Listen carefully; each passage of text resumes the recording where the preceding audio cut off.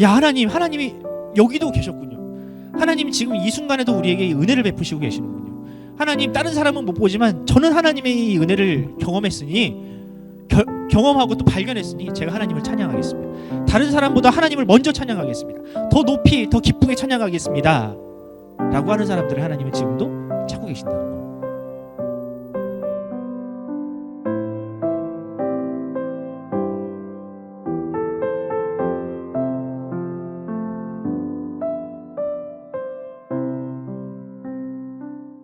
우리나라에는 참 많은 교회가 있죠, 여러분들. 네, 많은 교회가 있습니다. 그 치킨집보다, 분식집보다 교회가 많다는 통계가 있어요. 정말 많아요. 그 남산 위에 올라가서 서울 시내를 이렇게 쭉 내려다 본 적이 있나요? 혹시 밤에, 야밤에 야경을 쫙 보면 십자가가 굉장히 많아요. 빨간색 십자가가 거의 서울을 뒤덮고 있다시피 해요.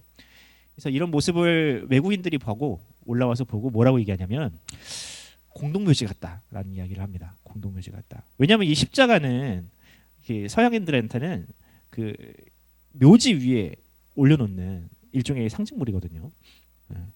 우리나라는 이제 그냥 비석을 세워놓지만 서양인들은 이제 보통 그 앞에다가 이제 묘비 옆에다가 십자가를 세워요. 그러니까 서울을 보면서 공동묘지 같아요라는 반응이 자연스럽게 나올 수밖에 없는 거죠. 그만큼 이제 교회가 굉장히 많습니다. 교회가 많은 만큼 많은 목회자들, 특히 설교자들이 우리의 기억 속에 남아 있습니다. 여러분들이 기억하는 설교자, 여러분들이 혹시 좋아하는 설교자가 누구예요? 여러분들에게 그런 설교자가 있나요? 목회자가 있나요? 뭐 당연히 우리 교회 왔으니까 우리 목사님의 설교를 좋아할 수도 있겠죠. 역사가 기억하는 설교자들이 있습니다. 누구냐 보면 첫 번째 이 사람, 스펄전이라는 사람의 이름을 한 번쯤은 들어봤을 거예요. 스펄전 목사님. 지금도 역시 많은 분들에게 인용이 되는 그분의 설교가 굉장히 주옥 같은 설교들이 많이 남아 있죠. 굉장히 큰 대형 교회. 어찌 보면 그러니까 지금 오늘날의 대형 교회 메가처치의 가장 그 원조가 되는 그런 목회를 하신 분이 바로 스펄전 목사님이십니다. 또 많죠. 근데 우리나라로 넘어오면 우리나라에서 가장 기억에 남는 또 우리 교회가 어찌 보면 우리 교회를 있을 수 있게 만드셨던 그 목회자로 한다면 오카노 목사님을 얘기할 수 있겠죠. 네. 강해 설교, 또 제자 훈련에 우리 한국 교회에 큰 유산을 남기신 이 오카노 목사님의 설교도 굉장히 좋습니다. 네. 저도 오카노 목사님 설교를 많이 듣는 편이기도 하고 그분의 설교를 많이 닮아가려고 노력을 많이 하는데 어쨌든 그래요. 그리고 또 우리 교단은 아니지만 그 개혁주의, 복음주의 3인방이라고 불리는 오카노 목사님과 더불어 굉장히 유명하고 또 영향력 있는 사역을 지금도 하시는 이동원 목사님이 계세요. 이동원 목사님. 왜 처음 들어본다는지. 이동원 목사님의 교회가 어떤 교회인지 아시나요, 혹시? 저기 분당 수지 쪽에 그 분당과 수지 사이에 지구촌 교회라는 데가 있어요. 침례교인데 굉장히 이분도 탁월한 설교자이십니다. 그리고 또 지금 오늘날 가장 영향력 있는 설교자라고 한다면 이찬수 목사님을 얘기할 수 있겠죠. 네. 여러분들 다 이 정도 이름은 다 들어봤잖아요. 신앙생활을 하면서 뭐 오카는, 이동원, 이찬수 이런 분들의 설교는 유튜브에서도 굉장히 쉽게 접근할 수 있고 많은 사람들이 좋아하는 설교자입니다. 자, 그런데 우리가 이제 기억하는 이제 영향력 있는 그 교회의 지도자 하면 다 설교자들을 떠올린단 말이에요. 설교자들을. 그런데 우리의 그 기억 속에 또 혹은 이분들을 향한 존경만큼이나 찬양 인도자에 대한 그 인식 또는 기억 또는 존경 이런 것들은 많이 없는 것 같아요. 어때요, 여러분들? 여러분들이 기억하는 찬양 인도자 또 혹은 찬양과 관련된 사람들 어떤 사람들이 있습니까? 그나마 조금 그 우리들이 이제 기억하는 사람이라고 한다면 청관원 목사님 정도. 청관원 목사님, 우리 젊은이들한테는 굉장히 영향력이 있는 그 찬양들을 많이 남기셨죠. 청관원 목사님 정도. 그리고 또 찬양팀이라고 한다면 옛날에 목사님이 어렸을 때 여러분만 할 때는 예수전도단이 제일 갑이었어요. 그 예수전도단도 사실 대학생들이 모여서 만든 동아리나 마찬가지였거든요. 그게 커져서 예수전도단 이게 된 거지. 사실은 그냥 그 동아리였습니다. 대학 동아리에서 시작을 했습니다. 그런 게 이제 예수전도단이 기초가 돼서 오늘날 많은 찬양 팀들이 발생이 됐죠. 뭐 여러분들이 잘 아는 뭐 마커스라든지 뭐 어노인팅이라든지 이런 찬양팀들이 지금 또 뭐 요즘에는 또 제이어스라든지 이런 찬양팀들이 오늘날 많은 사람들한테 영감을 주고 있어요. 그런데 이것들은 사실 찬양에 관심 있는 사람들한테나 이제 유명한 사람들이지 일반 대중들 또 혹은 일반 성도들한테는 이런 사람들은 특히 어른들한테는 이런 사람들이 별로 이렇게 큰 이렇게 영향력이 없어요. 좋아하지도 않고 그냥 그 어른들한테는 좀 약간 딴따라 같은 목사님이 그 어렸을 때 악기를 배울 때 장로님 우리가 악기를 치면 장로님들의 미간이 막 찌푸러지고 막 그랬어. 그런 시절이 있었어요. 드럼을 치고 기타를 치고 교회에서 그렇게 한다는 게 이게 용납이 안 되던 시절이었거든. 그게 과도기적인 시절에 목사님이 이제 그 중고등부 시절을 겪었어요. 그런 어떤 트렌디한 찬양들을 불리기 시작하던 시절이 얼마 안 돼요. 우리 한국 교회에서. 그러니까 이제 당연하게도 아마도 이제 우리 어른들이라든지 일반 성도들한테는 그래도 교회에서는 설교자들이 더 존중을 받아야 한다. 찬양팀들은 찬양은 그냥 예배를 좀 돕는 차원, 예배에 좀 필요한 도구 정도로 많은 사람들이 생각을 하는 것 같습니다. 근데 과연 그럴까에 대한 질문. 과연 이 찬양이라는 것이 예배를 돕는 또 혹은 예배에 필요한 도구에 불과한 것일까? 라는 질문에 대해서 오늘 본문은 그렇지 않다라고 얘기를 하는데 한번 봅시다. 과연 이 예배에 관련해서 과연 가장 중요한 포지션은 누구일까? 설교자일까? 찬양 인도자일까? 일반 회중은 어떨까에 대해서 오늘 한번 좀 살펴보는 시간을 갖도록 하겠습니다. 결론적으로 말하자면 저는 그래요. 설교자나 찬양을 인도하는 찬양 인도자나 혹은 싱어들 또 악기를 다루는 사람 심지어는 이게 앉아있는 모든 회중들이 같은 무게를 가진다라고 저는 생각을 합니다. 왜 이런 생각을 하게 되는지 한번 살펴보도록 하겠습니다. 오늘 제가 이제 여러분들에게 묵상한 여기 자막 찬양은 예배 일부인가 예배 목적어 설교인가. 오늘 읽은 이 시편 150편의 6절은요. 시편의 마지막 문장입니다. 시편이 총 150편 굉장히 긴 호흡으로 되어 있는데 그 시편의 가장 마지막 문장은 과연 무엇일까? 시작은 어떻게 시작됐어요? 복 있는 사람은 하면서 시작됐잖아요. 마지막 문장은 어떻게 되느냐?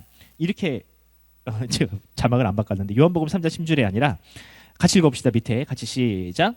호흡이 있는 자마다 여호와를 찬양할지어다. 할렐루야 하면서 마무리가 돼요.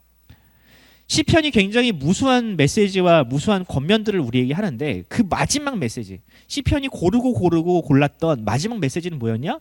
바로 호흡이 있는 자들아 여호와를 찬양할지어다 라는 메시지로 이 메시지가 시편의 결론이에요. 가장 시편에서 강조하고 싶고 시편이 가장 이야기하고 싶은 가장 핵심적인 메시지는 바로 시편 150편 6절 마지막 문장 호흡이 있는 자마다 여호와를 찬양할지어다 이겁니다. 그러면 시편에만 이런 그 메시지가 있는가? 아닙니다. 성경 전체를 보면 하나님께서 우리 인생을 창조하신 이유, 또 우리 죄인된 우리를 구원하신 이유, 이 목적을 항상 찬양과 연결시켜요. 한번 볼게요. 이사야서 43장 21절을 같이 읽어봅시다. 시작. 이 백성은 내가 나를 위하여 지었나니 나를 찬송하게 하려는 것이다. 찬송하게 하려 하는 것이다. 이게 결론이에요. 나를 위해서 지었다. 즉 하나님의 창조의 모든 목적은 그 창조된 피조 세계가 또 특히 인간이 나를 찬송하게 하기 위해서 내가 지었다라고 말씀을 하고 있어요. 이것뿐입니까? 에베소서 1장 13절 14절을 보면 이런 말씀이 있어요. 그 안에서 너희도 진리의 말씀 곧 너희의 구원의 복음을 듣고 그 안에서 또한 믿어 약속의 성령으로 인치심을 받았으니 이는 우리의 기업의 보증이 되사. 여기 앞에 있는 말들은 다 이해 못하도록 뒤에 있는 것은 이해하셔도 좋겠어요. 그의 얻으신 것을 속량하시고 뭐라고? 그의 영광을 찬송하게 하려는 것이다. 앞에 있는 내용들은 하나님의 구원과 관련된 내용들이에요. 하나님께서 우리를 속량하시고 어려운 말이죠. 막 다 얘기를 하시는데 그 모든 목적이 다 뭐다? 무엇을 위해서다? 찬송하게 하려고. 하나님을 찬송하게 하려고. 하나님께서 우리를 구원하셔가지고 좋은 데 써먹으시려고 우리를 요긴한 데 써먹으시려고 우리를 구원하신 것도 물론 맞지만 가장 궁극적인 목적은 뭐냐면 우리로 하여금 하나님을 찬송하게 하려고 우리를 구원하셨다고 합니다. 찬송하게 하려고. 자, 여러분 여기서 우리가 얻을 수 있는 그 결론은 뭐예요? 우리가 이 세상에 태어난 이유, 또한 우리가 이 세상에서 발붙여 사는 이유, 또 우리가 이 교회를 다니면서 하나님 앞에 예배를 드리는 모든 이유가 다 찬송하기 위함이다라고 하는 거예요. 여러분들 이런 설교는 여러분들 무수히 많이 들어봤을 거예요. 어렸을 때나 또 우리가 하나님을 찬송해야 됩니다. 찬송해야 됩니다. 너무 많이 들어가지고 이 말에 대해서 무게감을 우리가 많이 못 느끼는 경향이 있어요. 너무 익숙한 내용이라 우리가 하나님을 찬송해야 된다라는 말의 무게감을 우리가 잘 모른다고. 여러분들 이게 무슨 뜻이냐면요. 이게 이런 뜻이에요. 하나님께서 이 세상을 창조하신 이유는 우리를 찬송케 하기 위함인데 이 말을 뒤집어서 말하면 우리가 이 세상을 바라보면서 하나님을 찬송하지 않으면 이 세상은 아무런 의미가 없다는 뜻이에요. 하나님의 목적은 찬송에 있는데, 우리가 하나님을 찬송하는 게 있는데, 우리가 그냥 이 세상을 바라보면서 그냥 존내하고 끝나고 하나님께 이 세상을 우리에게 주신 이 선물과 같은 하나님을 찬양합니다, 감사합니다 이렇게 찬송하지 않으면 이 세상의 존재 목적은 아예 없다라는 거예요. 그 존재의 목적이 달성되지 못했다는 뜻인 거예요. 또 하나님이 우리를 구원하시기 위해서 우리를 구원하시고 이 구원으로 말미암아 우리를 하나님께서 찬송케 하기 위해서 우리를 구원하셨다고 하는데, 만약에 우리가 구원을 받았다고 하고도 우리가 이 하나님의 구원에 대해서 감사하거나 혹은 찬송하거나 또 이 부분에 대해서 우리가 감격하지 않는다면 하나님께서 우리에게 주신 이 구원은 아직 완성되지 않았다는 뜻인 거예요. 우리가 믿음으로 우리가 구원에 이르렀다고 하지만 그 구원을 어떻게 증명하냐는 거예요. 그 구원이 어떻게 결론이 났냐는 거예요. 우리가 찬송함으로 그것이 증명되고 또 그것이 나타나지 않으면 그 구원은 우리 안에서 아직 이루어지지 않았다는 뜻인 거예요. 찬송이 그러므로 결국 결론이자 마침표가 돼야 되는데, 그 마침표가 찍어지지 않으면 아직은 미완성이라는 거예요. 그러므로 여러분, 우리의 찬송은요 그냥 단순히 노래가 아닌 거예요. 우리의 찬송은 하나님이 이 세상을 창조하셨는데 우리의 찬송으로 말미암아 이 창조가 완성이 되는 거예요.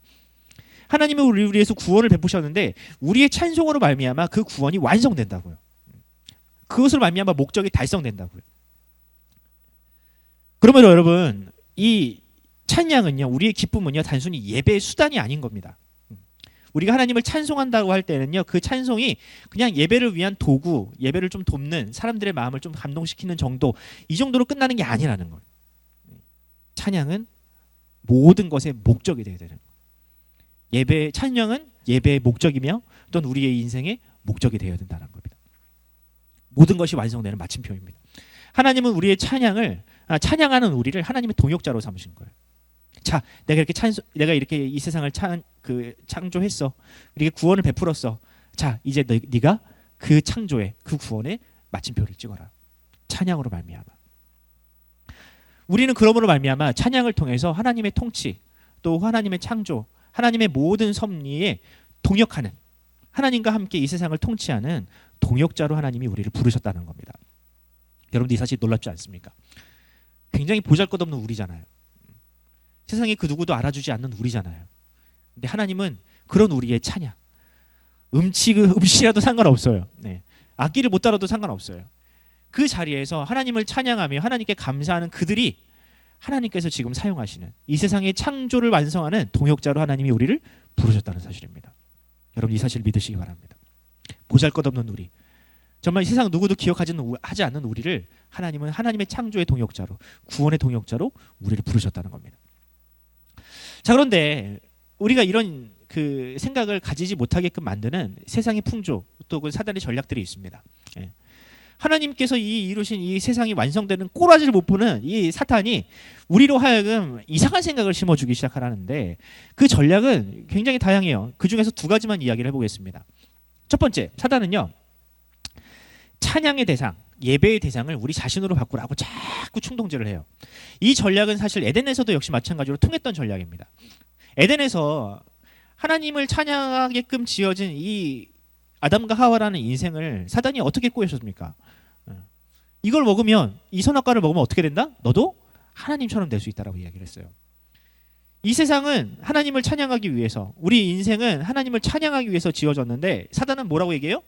너도 하나님처럼 될 수 있어. 야, 너도.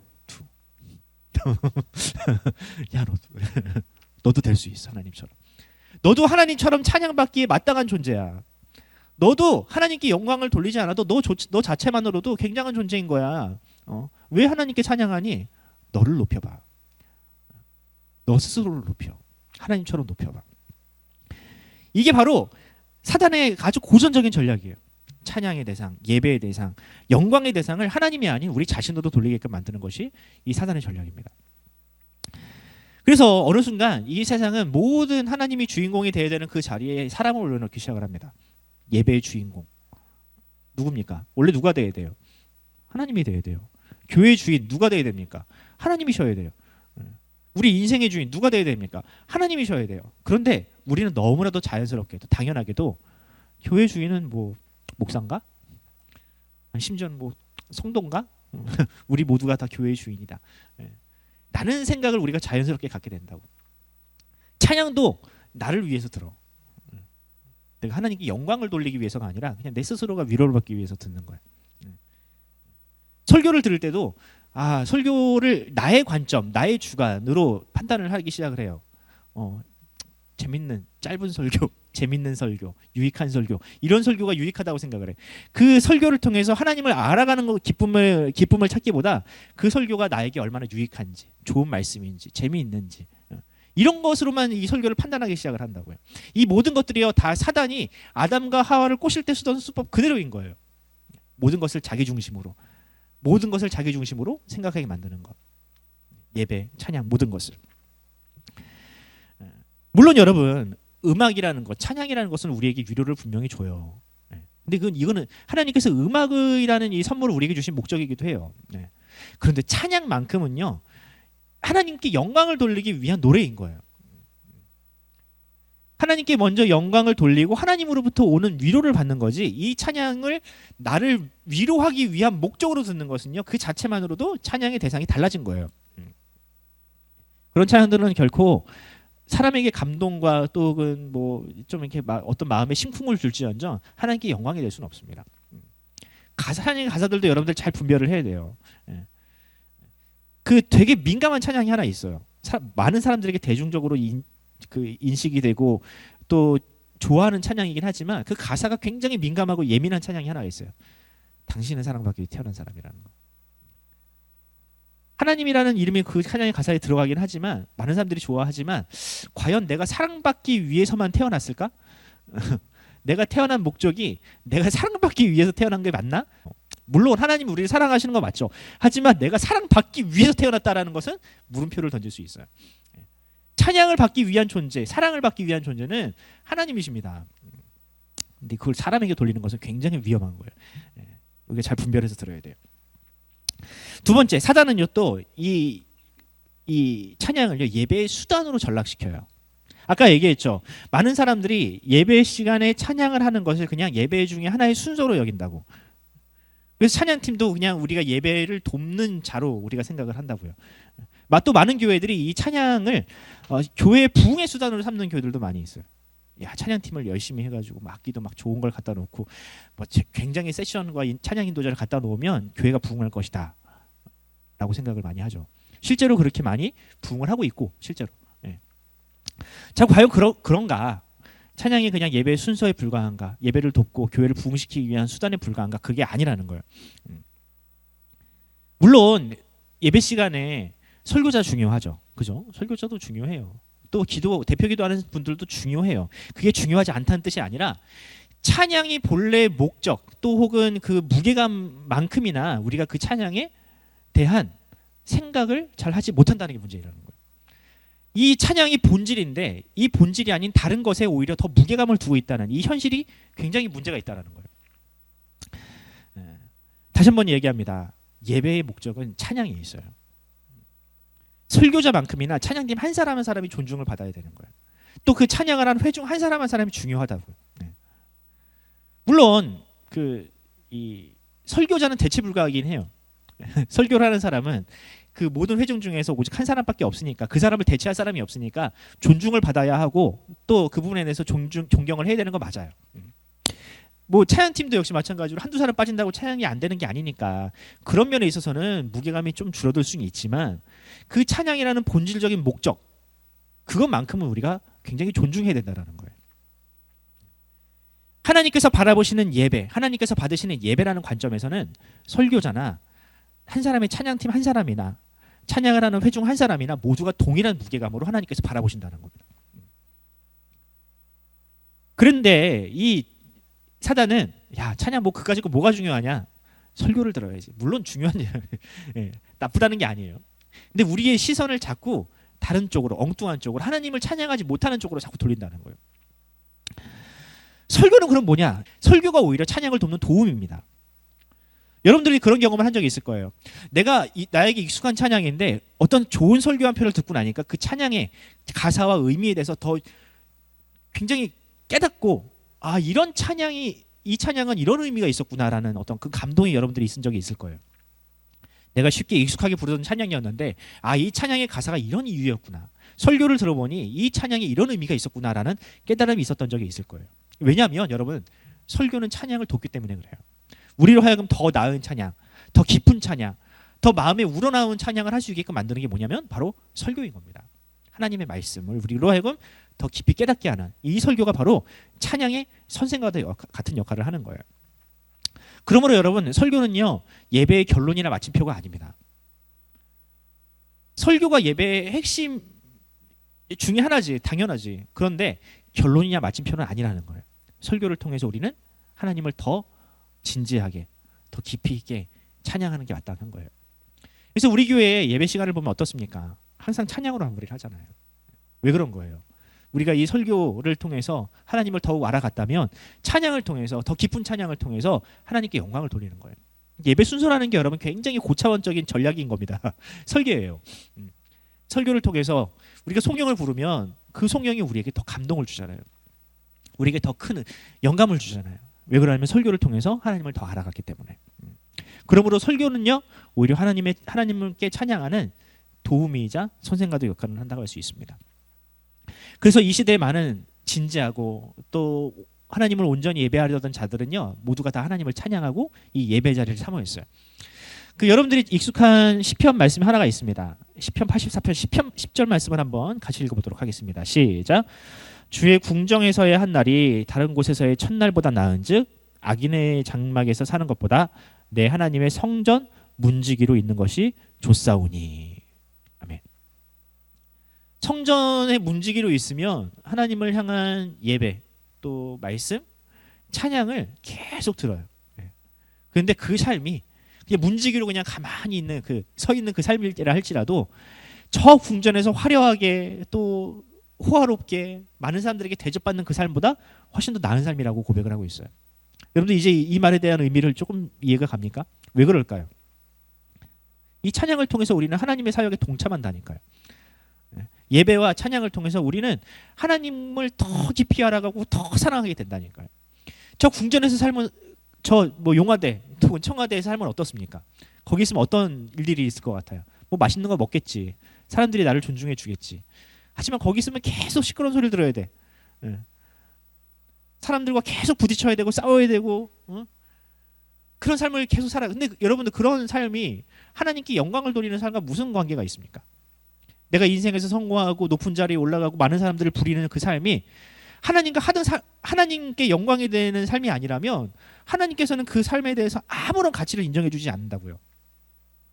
그런데 예배당에서 하나님께 찬양하고 또 하나님의 말씀을 듣는 그냥 익숙한 아무 의미가 없어 보이는 그 삶이라 할지라도 우리의 찬양을 통해서 아까 얘기했듯이 하나님께서 영광을 받으시고 더 나아가서 하나님의 창조가 완성된다니까요. 이 세상을 창조하시고 섭리하시는 하나님의 창조와 섭리가 비로소 의미를 가지게 된다니까요. 그러니까 이 성전의 문지기로서의 삶이 이 시편의 기자에게는 훨씬 더 가치 있는 삶이라고 여겨진다는 거예요. 하나님 앞에 의미 있는 삶이라고 여겨진다는 겁니다. 그러므로 찬양하는 그 순간 우리의 인생은 가장 큰 극치 또 가장 큰 기쁨 더 나아가서 우리의 인생의 목적이 달성되는 순간이라 할 수 있습니다. 그래서 저는 이 찬양을 하나님의 창조와 구원을 완성하는 마침표라고 얘기하라는 겁니다. 이제 말씀을 맺을게요. 화룡점정이라는 사자성어가 있습니다. 화룡점정.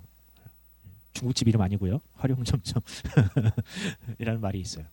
무슨 뜻이냐면 중국 고대 이제 5호 16국이라는 시대가 있었어요. 기억이 날 거예요 아마. 고등학교에서 아마 역사를 진지하게 배운 친구들은 5호 16국 시대를 알 거예요.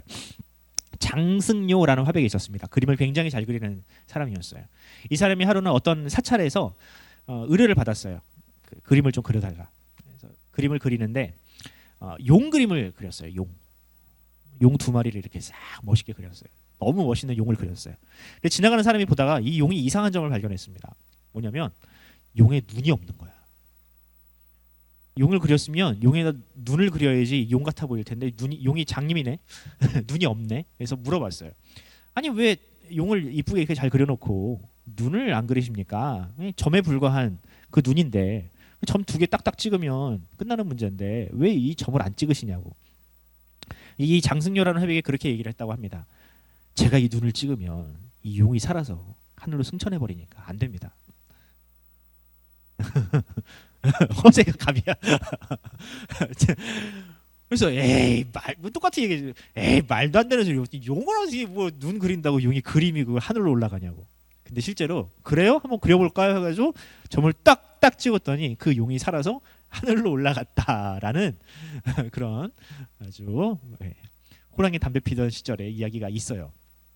근데 이게 왜 이런 이야기를 하냐면 이것이 일종의 이것이 활용점정, 그러니까 용 그림에 점을 찍다라는 뜻인데 이게 이 사자성어가 어떻게 이제 나중에 쓰이게 됐냐면 어떤 굉장히 큰 프로젝트가 있고 굉장히 중요한 일이 있는데 그 일의 마무리를 하는 일이 있잖아요. 뭐 예를 들면 그 일의 마무리가 뭐 결제일 수도 있고 또 혹은 뭐 보고서라면 보고서에 어떤 한 문구를 넣는 것도 있을 수 있고 또 어떤 프로젝트라면 어떤 뭐 나사 하나를 조이는 어떤 그런 일일 수도 있지만 그 일이 굉장히 중요한 일이라는 거예요. 일의 마무리를 하는 일이 굉장히 중요한데 그 일을 해냈을 때 비로소 그것을 뭐라고 부른다? 활용점정이라고 부르는 거예요. 굉장히 중요한 일에 마침표를 찍는 것, 그걸 활용점정이라고 합니다. 자, 어떤가요, 여러분들? 아까 목사님이 설교했던 이 성경 구절들, 찬양이 우리 창조의 하나님의 창조의 완성이다, 우리의 구원의 완성이다라고 했을 때 이 찬양이야말로 활용점정이라는 말에 딱 어울리라는 겁니다. 그런 의미에서 이 찬양은요, 우리 인생에 하나님에게 활용점정과 같습니다. 이 찬양으로 말미암아 이 세상은 비로소 의미를 갖고요, 이 찬양으로 말미암아 하나님은 영광을 받으세요. 이 찬양으로 말미암아 하나님의 은혜, 우리를 구원하신 하나님의 은혜는 비로소 의미를 갖게 되는 겁니다. 그래서 하나님은 지금도 그렇게 찬양하는 예배자를 찾으시는 거예요.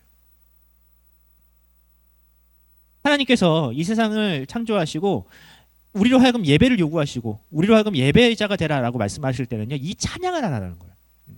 하나님께서 이루신 이 일들을 이해하고 또 그것을 찬양하는 그 찬양으로 말미암아 비로소 그 세상이 완성되고 구원이 완성되니 우리에게 그 예배 의무를 부여하시고 우리에게 그 예배자가 되라고 요구를 하시는 겁니다. 그 예배자를 지금도 찾고 계시는 거예요.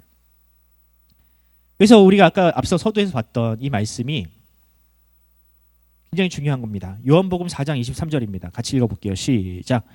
아버지께 참되게 예배하는 자들은 영과 진리로 예배할 때가 오나니 곧 이때라. 아버지께서는 자기에게 이렇게 예배하는 자들을 찾으시느니라. 아멘. 야, 하나님이 여기도 계셨군요. 하나님 지금 이 순간에도 우리에게 은혜를 베푸시고 계시는군요. 하나님, 다른 사람은 못 보지만 저는 하나님의 이 은혜를 경험했으니 경험하고 또 발견했으니 제가 하나님을 찬양하겠습니다. 다른 사람보다 하나님을 먼저 찬양하겠습니다. 더 높이 더 기쁘게 찬양하겠습니다 라고 하는 사람들을 하나님은 지금도 찾고 계신다는 거예요. 아무도 그 찬양에 대해서 의미를 부여하지 않고 아무도 그 예배를 기뻐하지 않을 때 하나님께서 주신 이 은혜로 말미암아, 이 창조 세계로 말미암아, 우리에게 주신 구원으로 말미암아, 예수 그리스도라는 이 십자가라는 이 가장 기쁜 가장 소중한 선물로 말미암아 기뻐하는 사람들을 하나님께서 찾으신다는 거예요. 왜? 그들로 말미암아 하나님의 사역, 하나님의 기쁨이, 이 세상이 비로소 의미를 갖게 되니까. 야, 너는 알아주는구나. 다른 사람 아무도 모르고 이걸 기뻐하지 못하는데 너는 내 마음을 아는구나. 하나님께서 우리를 그렇게 인정하신다니까요. 그렇게 인정받는, 우리가 누구보다 그 어떤 사람들보다 그 하나님의 사랑과 은혜를 먼저 발견하고 또 그것을 기뻐하고 찬양함으로 말미암아 하나님과 기쁘게 동역하고 살아가는, 하나님과 동행하는 저와 여러분이 되기를 간절히 소원합니다.